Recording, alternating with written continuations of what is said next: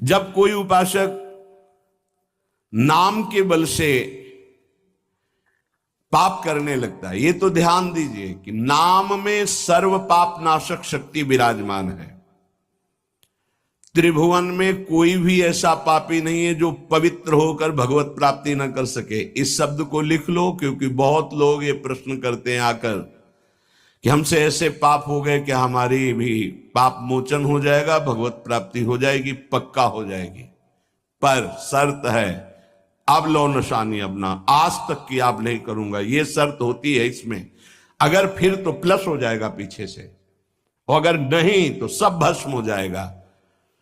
भगवन नाम में स्वाभाविक सर्व पाप नाशक शक्ति है, तथापि इसका यह अर्थ नहीं कि आप नाम के सहारे पाप करना शुरू कर दें। भगवन नाम जैसी परम पावन शक्ति का प्रयोग इस पापाचरण में ना करें कि नाम से पाप नष्ट हो जाते हैं, हम खूब पाप करें और नाम जप कर लेंगे। अगर ऐसी भूल की तो आपको भयंकर दंड मिलेगा, नामापराध लागू हो जाएगा आपके ऊपर। नाम के सहारे, नाम की ओट से पाप करना।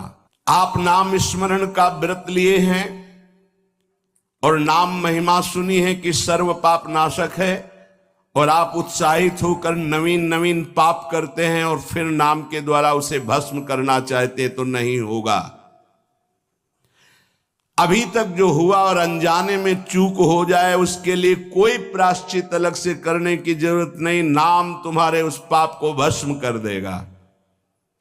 लेकिन प्रमाद से जानबूझ करके जो पाप करता है नाम की ओट में, तो नामनो बलाद यस्य ही पाप बुद्धिर न विद्यते तस्य अमैर ही शुद्धि।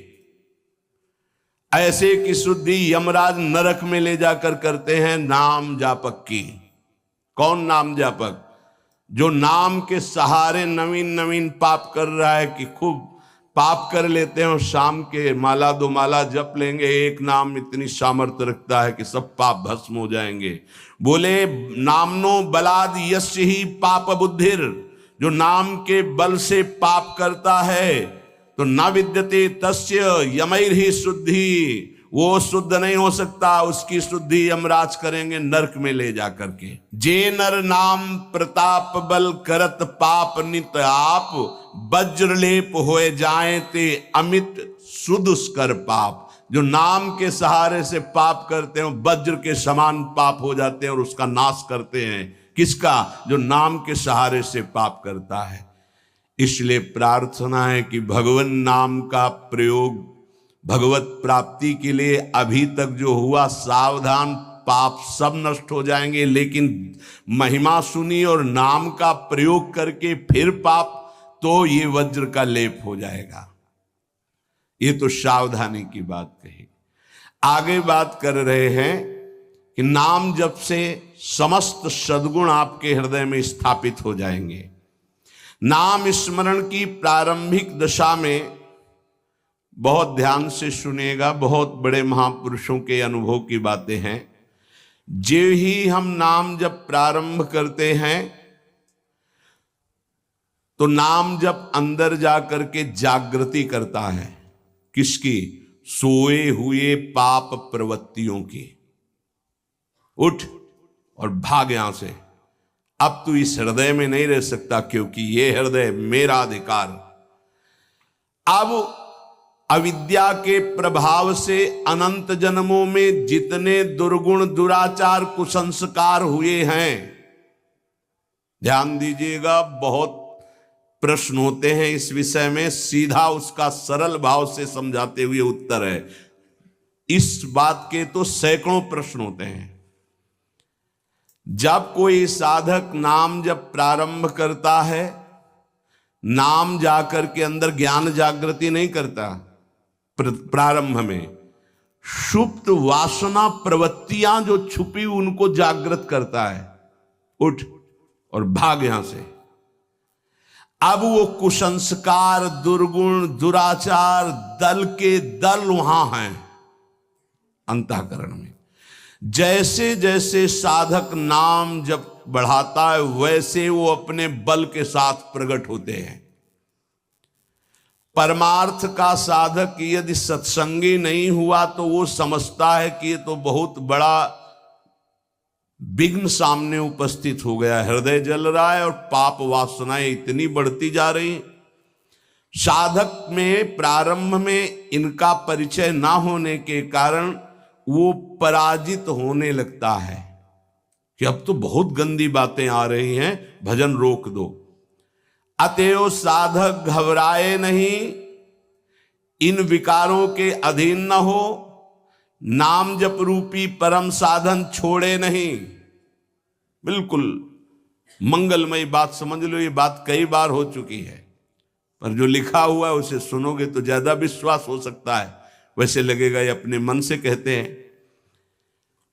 साधक प्रारंभ में पराजित करने की सामर्थ्य नहीं रखता, अतएव घबरा करके इनका परिचय ना जानने के कारण वो या तो इनके अधीन होकर फिर गलत कार्य करने लगता है या भयभीत होकर साधन नाम जप करना छोड़ देता है।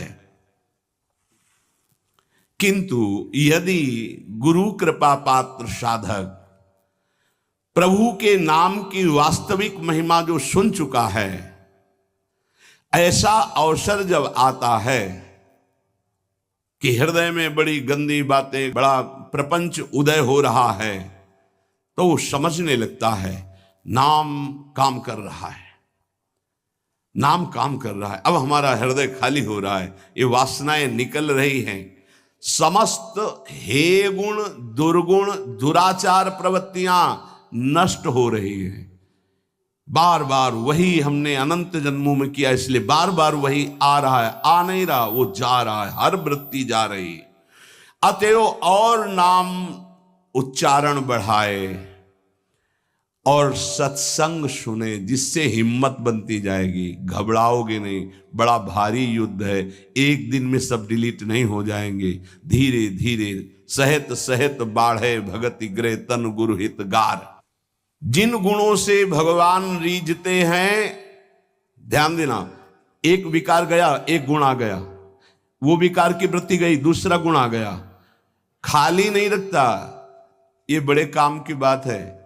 जैसे जैसे नाम जब चलेगा दुर्गुण दुराचार दुर्विचार पाप प्रवृत्ति खाली हुई, उतने में सद्गुण सदाचार आके बैठ गया कि अब दोबारा उसको जगह नहीं मिलेगी, और धीरे धीरे वो पूरे के पूरे दुर्गुण दुराचारों को हटा करके साधक में सद्गुण सदाचार स्थापित कर देता है। नाम, पहला प्रभाव नाम का। साधक को ये बात ध्यान रखनी है कि ये दो वृत्तियां आपके अंदर प्रारंभ में होंगी, दोषापनयन और गुणाधान।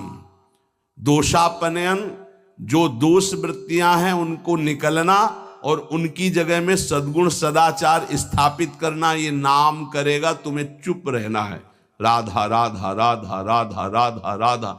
विचलित नहीं होना कि मन बहुत हमारा परेशान करता है, बहुत विकार आ रहे हैं, अब कैसे रहूं। आपने उनकी सत्ता दे दी, अब वो नहीं निकलेंगे।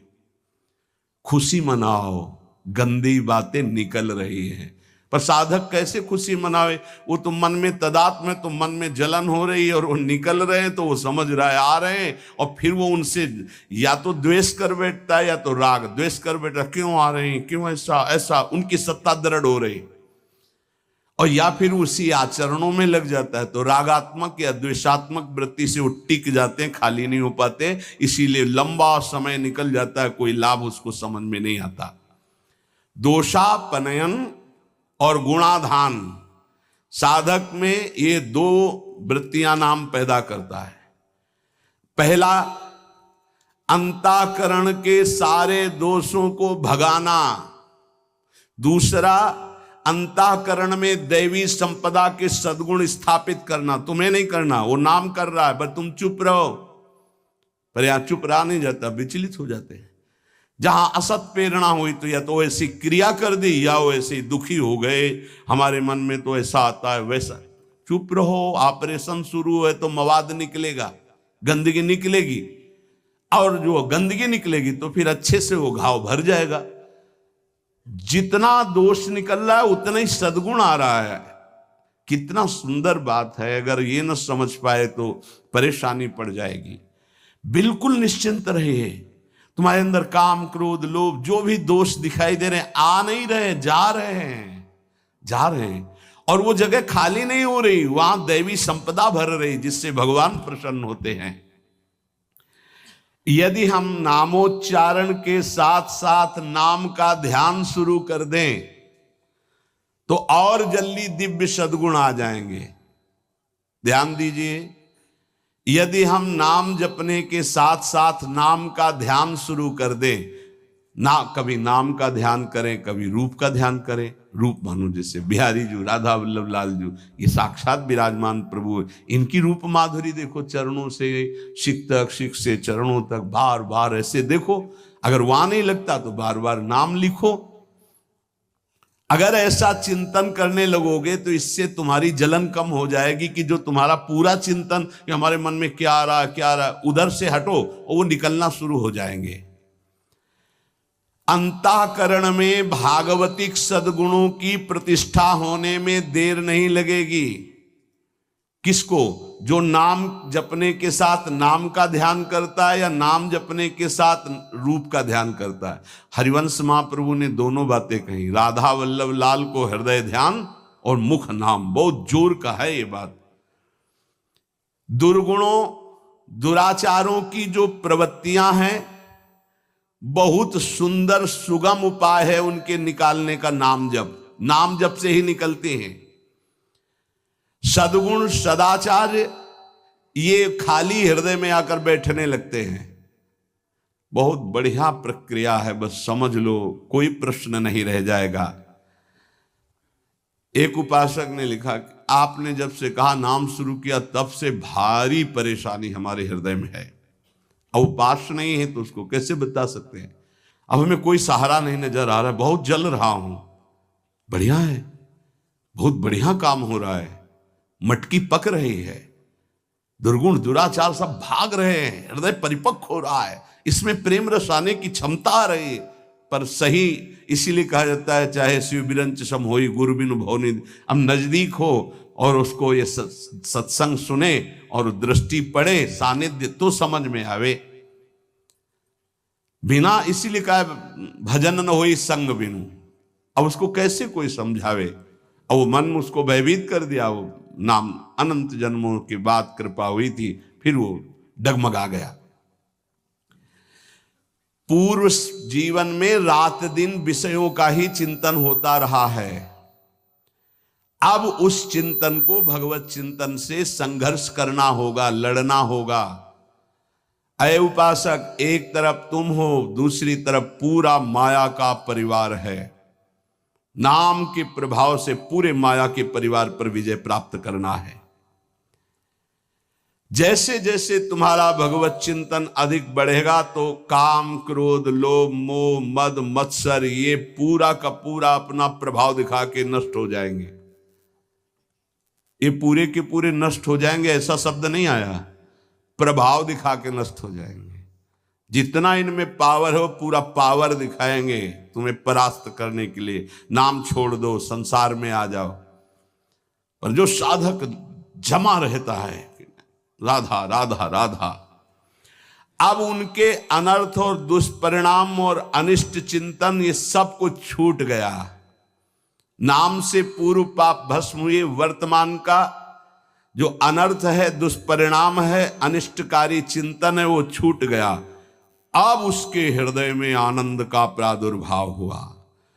अब उसके हृदय में भगवत स्वरूप, पवित्रता, शांति, संतोष, निर्भयता, निश्चिंतता, समस्त दैवी संपदा प्रकाशित हो गई। अब तो एक एक नाम के साथ उसको स्वाद मिलने लगा और दिव्य स्वरूप भगवान का उसके हृदय में झलकने लगा।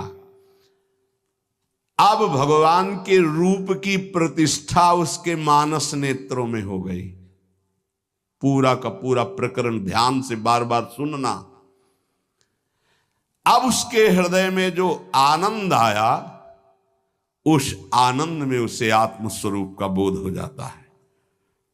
मना प्रसादे परमात्म दृष्टि, मन अद्भुत आनंदित तो भगवत दृष्टि जागृत हो गई। ये तो अधकचरी दशा के नाम जापक होते हैं, इनकी बड़ी दुर्दशा होती है। मुख से तो नाम उच्चारण करते हैं और शरीर के आचरण करते हैं वही जो मन बुद्धि कहते हैं, तो उनका वास्तविक नाम जप नहीं हो पाता, क्योंकि थोड़ी देर मुख से नाम उच्चारण कर लिया, फिर असत आचरण किए, असत चिंतन किए, तो ये जो अधकचरापन है ये बहुत कष्ट देने वाला है। निकलो इस अधकचरेपन से। सच्चा नाम स्मरण जो पीछे वर्णन किया गया, आपको परास्त नहीं होना, बराबर नाम। इसके साथ जब नाम का चिंतन, रूप का चिंतन, तब समझो कि आप अधकचरी अवस्था से बाहर आ गए। अभी तो बहुत गंदी बातें चिंतन में आती हैं, अभी तो लड़ना पड़ेगा, इतना तो लड़ने के लिए तैयार रहो। अगर ये कह दो ये सब हमसे नहीं होगा, तो एक उपाय है, किसी महाभागवत को पूरा जीवन समर्पित कर दीजिए, खत्म खेल आपका। ये भी देख लीजिए करके, पूरा जीवन अक्षरशः समर्पित। जब आप भगवत अनुराग के मार्ग में चल पड़े तो अक्षरशः आप वैसे ही करो जैसा आदेश होता है, तो आप वास्तविक सिद्ध हो जाओगे। बड़ी कृपा है। बहुत से ऐसे 50 साधक हैं जो बिल्कुल अक्षर पर प्राण देने के लिए तैयार है, आज्ञा पर वचन आधीनता, बहुत ऐसे। अगर बिजली चली जाए तो वहीं ठप हो जाती, वो जो लिफ्ट है, पावर खत्म तो वहीं खड़ी हो जाती है। लिफ्ट में बैठे हो आप, अहंकार जो ही किया तो बिजली चली जाएगी, और जनरेटर की व्यवस्था है नहीं, इसमें नहीं है, सपोर्ट की व्यवस्था नहीं इसमें। एक ही है, गुरु कृपा ही केवलम, ये एक ही पावर से चलता है, कृपा मात्र से। रे मन रसकन संग बिनु रंचन उपजय प्रेम, बिनु, यहां कोई सपोर्ट दूसरा नहीं, एकमात्र ऋषि कृपा सुखकारी। अहम आया तो ये पावर समेट लेते हैं भगवान। अहम नहीं, दैन्य, जितना ऊपर उठो उतना दैन्य होते चले जाओ। विरक्त भेष का मतलब है कि हमारा अस्तित्व ही नहीं रह गया, हमारा अहम ही नहीं रह गया, हमारा ममत्व और अहम तो गुरुदेव और श्री जी के चरणों में समर्पित हो गया। अब मेरा क्या अहम। तो साधक के द्वारा उपासना में जो स्वीकृति है वो अधकचरी रहती है। साधक को उपासना में जो स्वीकृति होती है वो अधकचरी होती है, इसलिए सिद्ध नहीं हो पाता है। थोड़ी गुरुदेव की बात और थोड़ी मेरे मन की बात, ये अधकचरापन। भगवान ने नारद जी को कहा था, अधकचरे योगी का मेरा साक्षात्कार नहीं होता। थोड़ा गुरुदेव की बात माननी है, थोड़ी अपनी बात माननी है, अधकचरापन। पूरी बात गुरुदेव की माननी है, बस बढ़िया बात बन जाएगी। जब निकले वो मूड़े ही मुड़ा लिया है भगवत मार्ग में, फिर क्या, फिर अपने मन की बात क्या रह गई। नाम नामी अभेद है। नाम स्मरण की परिपक्व दशा में नाम, नामी और नाम धारक तीनों एक हो जाते हैं। तस्मित तज्जने भेदा भावात। ध्यान दीजिए, त्रिपुटी का लय जैसे ज्ञान में दृष्टा दृश्य दर्शन त्रिपुटी का लय, ऐसे ही नाम नामी नाम धारक त्रिपुटी का लय अभेद हो गया। नाम नामी और नाम धारक तीनों एक हो गए। नाम में, नामी में, नाम धारक भगवत स्वरूप, कोई अंतर नहीं रह गया नाम में, नामी में और नाम जापक में। तस्मित तज्जने भेदा भावात। ये परिपक्व अवस्था नाम की, जापक की हुई। नाम स्मरण की बात जिह्वा से नाम, कंठ से नाम और फिर हृदय से नाम प्रारंभ हो जाता है, अंतरात्मा से। जो ही हृदय से नाम प्रारंभ होता है, हृदय से नाम जब चलने लगेगा तो जपना नहीं होता है, उसमें चल रहा है, जैसे धड़कन चल रही, बस वो सुन रहा है। आंखों में वही झलक रहा है, हृदय में वही चल रहा है, श्रवण इंद्रिय में वही सुनाई दे रहा है। इससे प्रेम सोत प्रकट होता है। जिह्वा से जपते जपते, कंठ से जपते जपते जब हृदय में आया तो सब विकार नष्ट। देवी संपदा तो पहले ही आ गई, नाम नामी और नाम धारक तीनों अभेद हो गए। अब जब हृदय से नाम चल रहा है तो प्रेम स्फुरित हुआ, बस सब सामर्थ्य जागृत हो गई। प्रेम जागृत होते ही सब सामर्थ्य जागृत हो गई। भगवत प्रेम हो गया तो शेष सब बातें, लीला में प्रवेश, सेवा का अधिकार, सब भाव स्वरूप की जागृति, सब। जैसे बछड़ा आ जाए तो गाय रंभाती हुई स्वयं आ जाती है, ऐसे ही जहां उसके हृदय में प्रेम स्फुरित हुआ तो प्रेम लक्षणा भक्ति जागृत होते ही प्रिया प्रीतम उसके हृदय में आ गए। जैसे बछड़ा आ गया ना, गाय आ जाएगी, बछड़ा के पीछे रंभाती गाय, ऐसे ही प्रेम भाव जहां जागृत हुआ प्रिया प्रीतम आ गए। ये न किसी साधना से, न योग से, ये नहीं होता है, ये नाम से होता है, गुरु प्रदत्त नाम से। न साधयति माम योगो न सांख्यम धर्म उद्धव न स्वाध्यायस्तपस्त्यागो यथा भक्तिर्ममोर्जिता। ये भक्ति जो प्रेम भक्ति जो जागृत हुई नाम से, कह रहे योग साधना ज्ञान विज्ञान धर्मानुष्ठान पाठ तपस्या त्याग तीर्थ स्नान ये स्वाध्याय आदि, इनसे ये प्राप्त नहीं होता। मेरी जो अनन्य प्रेम दिनों दिन बढ़ने वाली प्रेम लक्षणा भक्ति वो मुझे अधीन कर लेती है। धर्मा सत्य दयोपेतो विद्यावा तपशान्विता मद्भक्त्यापेत मात्मानं न सम्यक प्रापुनाति। जिसके हृदय में मेरी ये भक्ति प्रकट नहीं हुई तो चाहे वो सत्य दया धर्म तपस्या विद्या इन सब से युक्त हो जाए, वो भली भांति परम पावन होने में असमर्थ है, अर्थात मुझे प्राप्त करने में असमर्थ है। समर्थ है तो केवल मद भक्त्या। अगर मेरी प्रेम लक्षणा भक्ति नहीं है तो वो सत्यवान दया धर्म तपस्या वो विद्या इन सबको धारण करने पर भी वो मुझे प्राप्त नहीं कर सकता। यहां भगवान कह रहे धर्म सत्य दयोपेतो विद्यावा तपशान्विता मद्भक्त्या पेतमात्मानं न सम्यक प्रापुनाति। भक्ति का स्वरूप मेरी क्या है? रोमांच हो रहा प्रभु की बात सुनकर।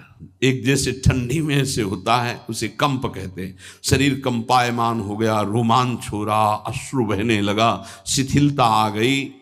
कथम विना रोम हर्षम द्रवता चेतसा बिना विनानंदाश्रुकलया शुद्धि भक्त्या विनाशयः।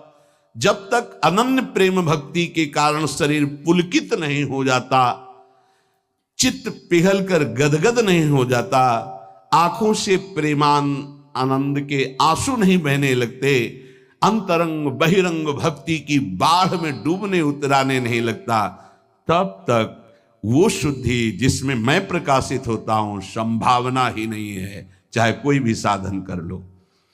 वाग्गदगदा द्रवते यस्य चित्तम रुदत्य भीक्षणम हसति क्वचिच्च विलज्य उदगायति नृत्यते च मद्भक्ति युक्तो भुवनम पुनातु। जिसकी वाणी प्रेम से गदगद हो गई, चित्त प्रेम प्रकर्ष से द्रवीभूत हो गया, प्रेमावेश में आकर चिल्ला चिल्ला कर रोने लगा, कभी आनंद की उमंगन में खिलखिलाकर हंसता है, कभी लज्जा छोड़कर उच्च स्वर में गाने लगता है, कभी नाचता है। उद्धव, ऐसा मेरा प्रिय भक्त ना केवल अपने को अपितु सारे भुवन को पावन करने की सामर्थ्य रखता है। मम भक्ति युक्तो भुवनम पुनातु। श्री भगवान नामोच्चारण की ये महिमा की ऐसी प्रेम लक्षणा भक्ति हृदय में प्रकाशित कर देती है। तीनों लोकों का वैभव नाम जापक के प्रलोभन के लिए भेजा जाएगा। जहां ध्यान देने का विषय, आप कहोगे हमारे सामने क्यों नहीं भेजा गया?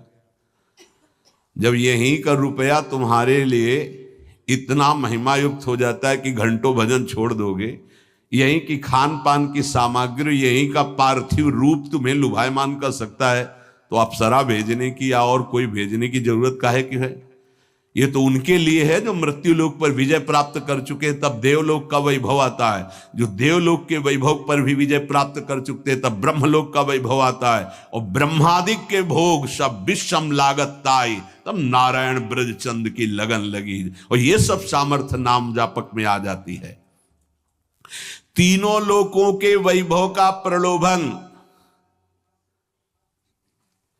देख लो। यहां तो थोड़ा काम नहीं बना तो अश्रद्धा कर देते, नाम छोड़ दे। यहां क्या कहे? तीनों लोकों का वैभव एक साथ नाम जापक को दिया जाए तो भी उसे निमिषार्ध कहते। ऐसे इतने के भी लिए वो अपने प्रभु का स्मरण नाम जाप नहीं छोड़ सकता।